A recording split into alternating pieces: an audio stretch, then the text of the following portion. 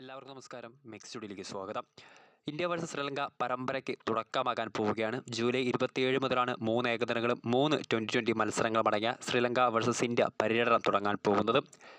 ഇന്ത്യയെ സംബന്ധിച്ച് ഒരുപാട് പ്രത്യേകതകൾ നിറഞ്ഞ ഒരു പോരാട്ടം തന്നെയാണ്. കാരണം ഇന്ത്യയുടെ പുതിയ പരിശീലകനായി ചുമതലയേറ്റ ഗൗതം ഗംഭീർ അദ്ദേഹത്തിൻ്റെ ആദ്യ ദൗത്യവും ശ്രീലങ്കയ്ക്കെതിരെ തന്നെയായിരിക്കും. അതോടൊപ്പം തന്നെ T20 ഫോർമാറ്റിൽ രോഹിത് ശർമ്മ ഒഴിച്ചിട്ടുപോയ കസേരയിലേക്ക് ആരായിരിക്കും ഇന്ത്യയെ നയിക്കാൻ എത്തുക?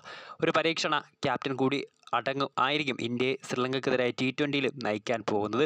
അങ്ങനെ ഒരുപാട് പ്രത്യേകതകൾ നിറഞ്ഞ ഇന്ത്യ വേഴ്സസ് ശ്രീലങ്ക പരമ്പരയ്ക്കുള്ള സ്കോഡിൽ ഇപ്പോഴത്തെ വമ്പൻ മാറ്റം വന്നിരിക്കുകയാണ്.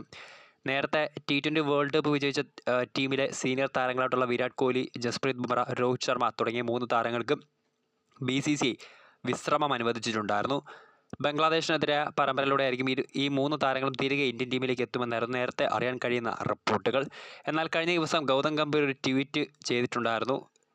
സീനിയർ താരങ്ങളെ തനിക്ക് ശ്രീലങ്കയ്ക്കെതിരെ പരമ്പരയിൽ ലഭിക്കണമെന്നായിരുന്നു അദ്ദേഹം BCCIയോട് ആവശ്യപ്പെട്ടത്.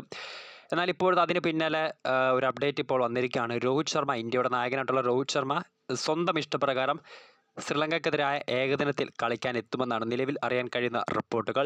T20 നിന്നും വിരമിച്ചെങ്കിൽ പോലും ഇന്ത്യയെ ഏകദിനത്തിലും ടെസ്റ്റിലും നയിക്കാൻ പോകുന്നത് രോഹിത് തന്നെയായിരിക്കും.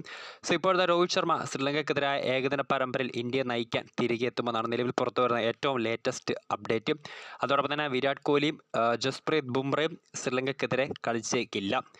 സോ ഇതാണ് നിലവിൽ ഇന്ത്യ വേഴ്സസ് ശ്രീലങ്ക പരമ്പരയ്ക്ക് മുന്നോടിയായിട്ട് വന്ന ഏറ്റവും പ്രധാനപ്പെട്ട ലേറ്റസ്റ്റ് അപ്ഡേറ്റ്. ഹിറ്റ്മാൻ ഇന്ത്യയുടെ നിരയിലേക്ക് തിരികെ എത്തുമ്പോൾ കോഹ്ലിയും ബുംറയും ശ്രീലങ്കയ്ക്കെതിരെ കളിച്ചേക്കില്ല. സോ വീഡിയോ ഇഷ്ടപ്പെട്ടാൽ ലൈക്ക് ചെയ്യുക, ഷെയർ ചെയ്യുക. കൂടുതൽ വാർത്തകൾക്കായി മെക്സ് സ്റ്റുഡിയോ എന്ന ചാനൽ സബ്സ്ക്രൈബ് ചെയ്യുക.